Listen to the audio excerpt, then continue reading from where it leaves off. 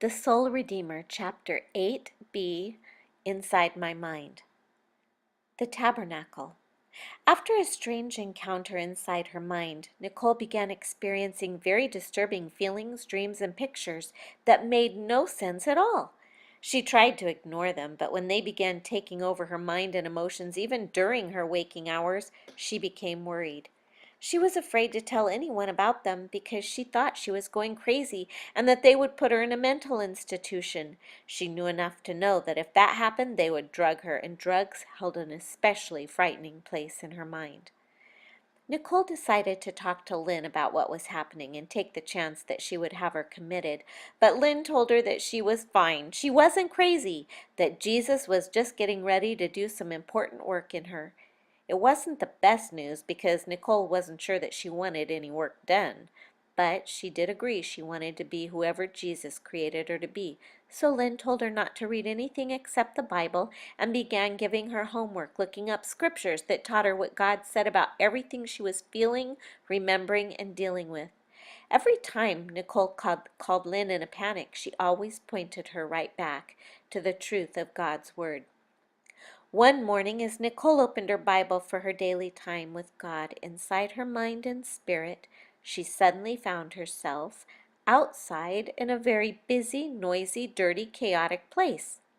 She oddly felt as if she were two different people. She was aware of her existence as Nicole, but she also felt as if she were a little girl. The little girl wasn't at all sure where she was or even how she had gotten there. There were people everywhere and animals. Business was being conducted in stalls, and there was much buying and selling going on, as if they were outside in a marketplace of sorts. Nicole had the distinct impression that she was in Israel during Bible times.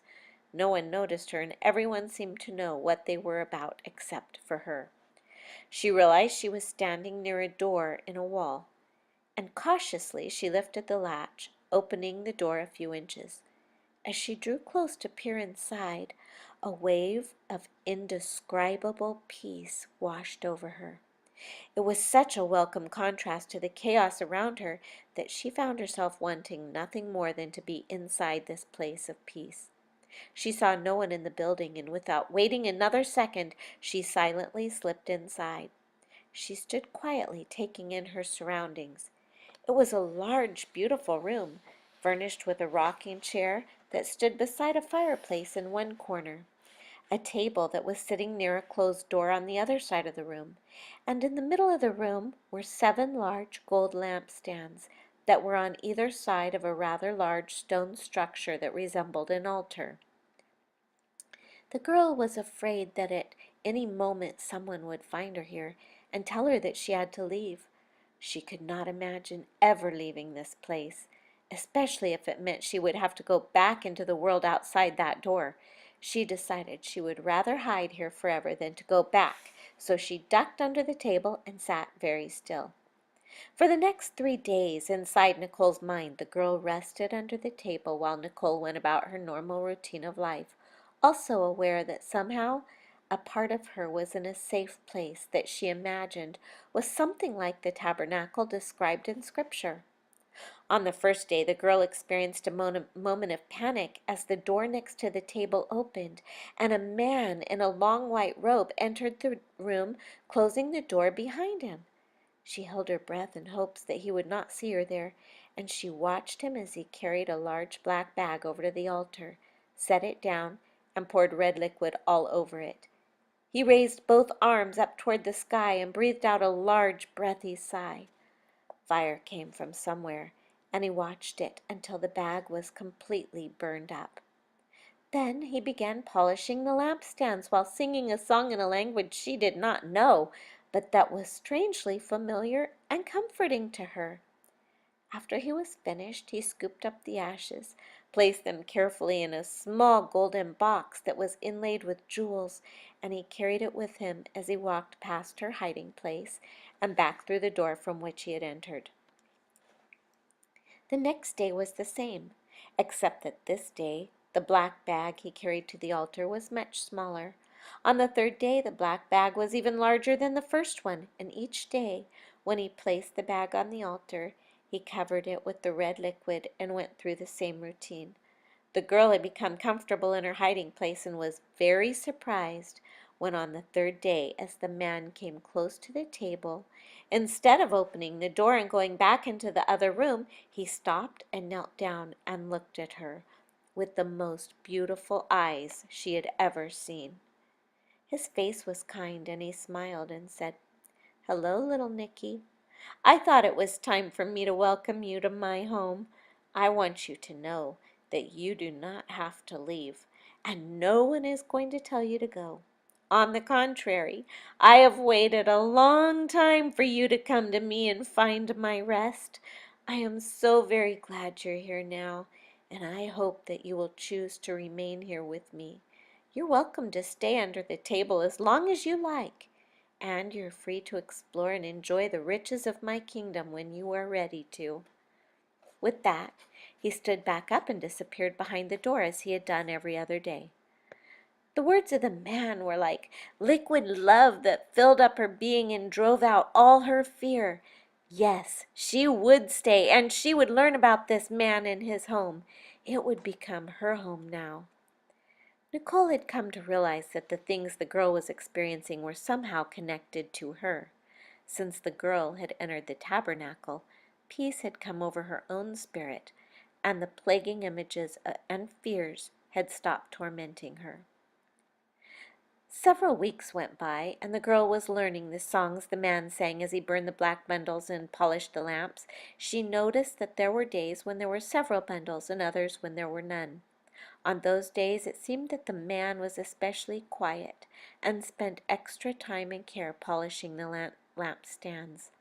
She asked him once about the bags and their contents, but he did not reply. His eyes just took on a faraway look, and an expression of the greatest love imaginable overcame his face. It was as if he was remembering something of great value, and then he smiled. In the evenings he would come and light a fire, sit in the rocking chair while she reclined at his feet, and he would tell her many wonderful, exciting things. The words he spoke came to life as they worked their way from her mind into her heart. She was content for the first time in her life. And then, one day, as the man was ready to go back through the door after his daily routine, he stopped and called her to follow him. She couldn't explain it, but she was instantly filled with dread. She had not felt anything like this before in this place of peace, and it frightened her. She had never questioned what was behind that door before, or what the man did there. The fear paralyzed her, and she realized that she didn't want to know. The man looked at her with some disappointment, but quietly said that if she wasn't ready, that they would wait for another day. The girl took no comfort in that. Another day! She didn't understand why she ever had to look inside that door. She moaned in distress as she asked herself why the man had to destroy her peace. Why couldn't he just let her be happy? The next day and the next, the man asked her to join him, and each day the girl withdrew further from the dreaded door.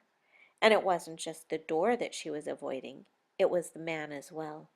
She no longer sat near him in the evenings by the fire because she was afraid that he would try to talk to her about the room beyond the door.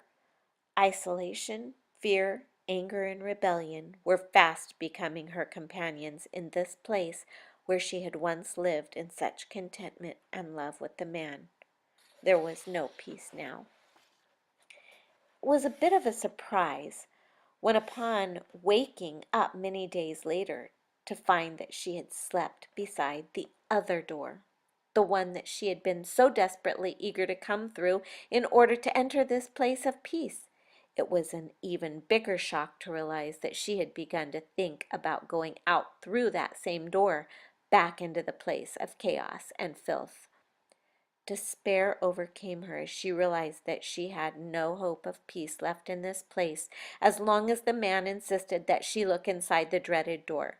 She remembered the chaos beyond this door, but began to wonder if perhaps there might be another place such as this out there somewhere, where she could have peace without demands. The longer she stood by the door leading to the outside world, the greater her longing to return to it became.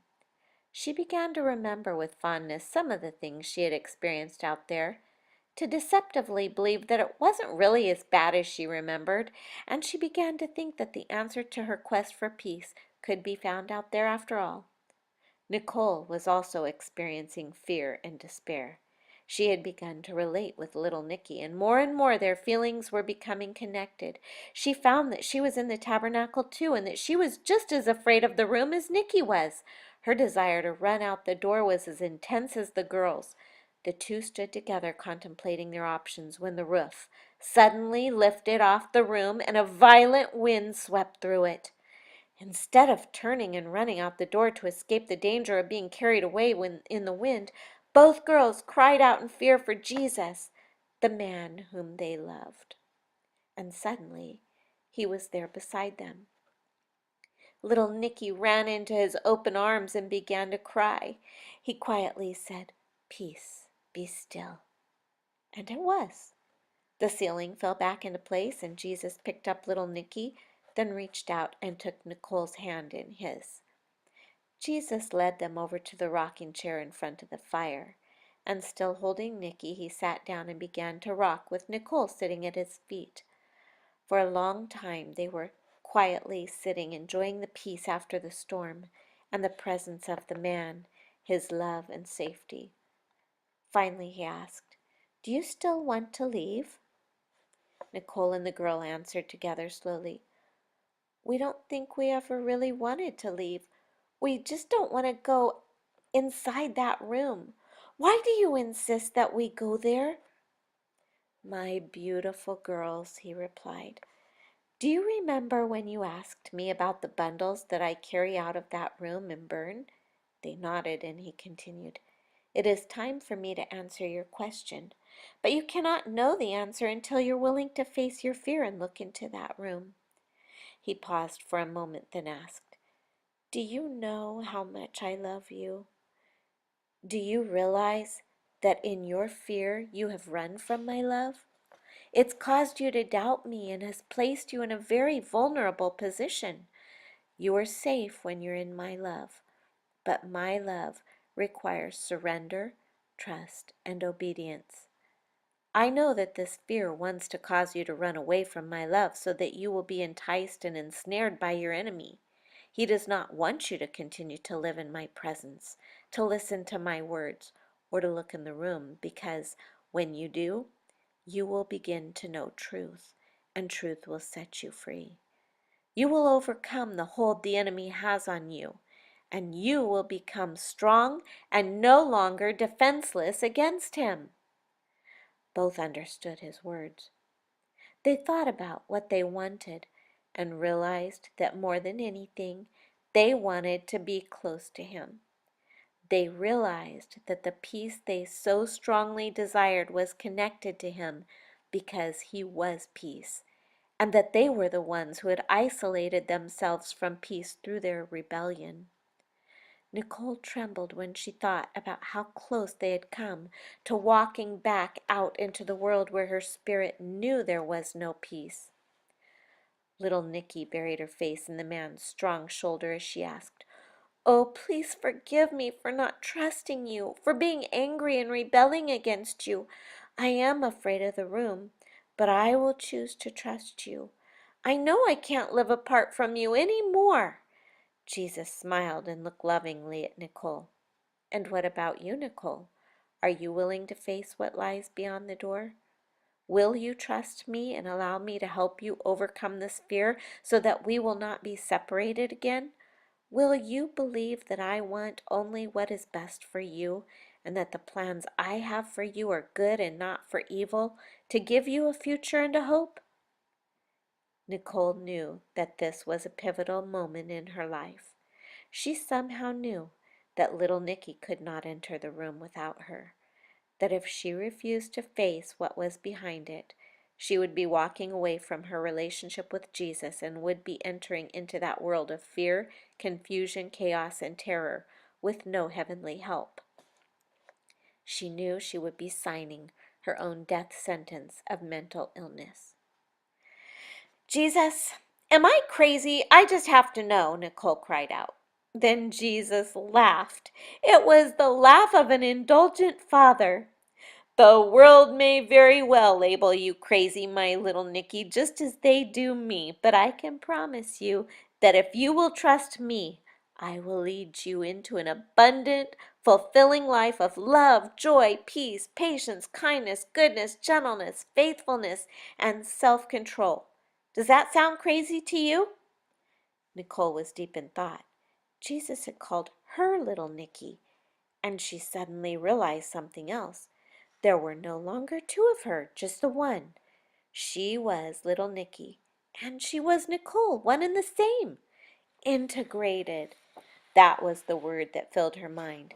And she wasn't sure she liked this new arrangement. She wasn't sure that she wanted to be little Nicky because little Nicky knew things she didn't want to know.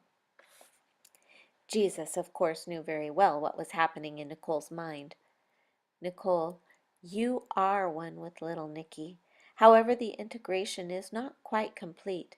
You now have understanding that she is a part of your mind that was split off to conceal memories and emotions you were unable to deal with.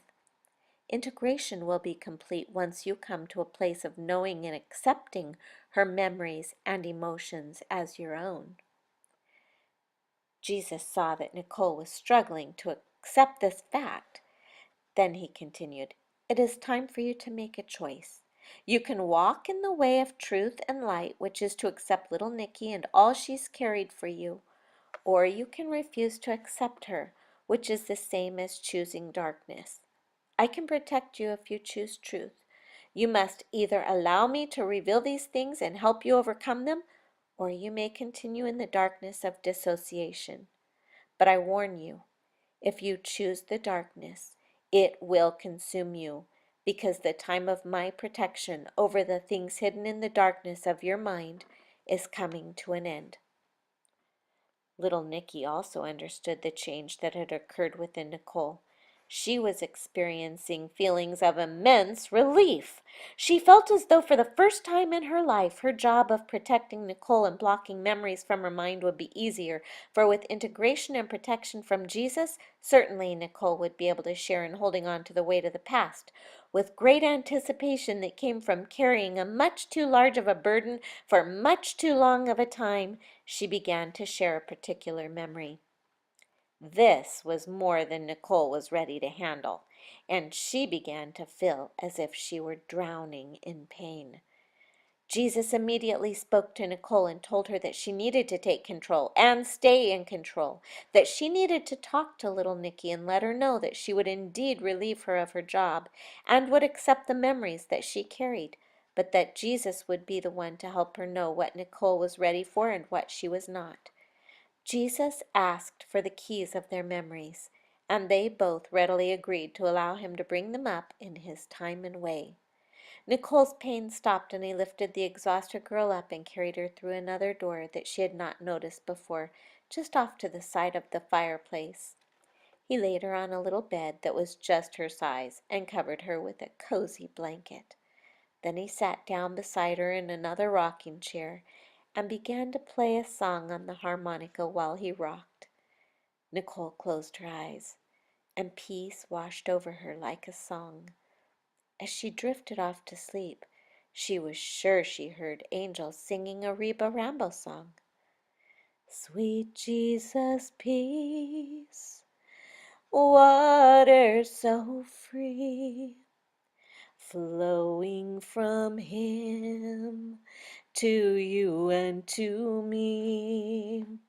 Sweet Jesus, peace, water so free, flowing from him to you and to me.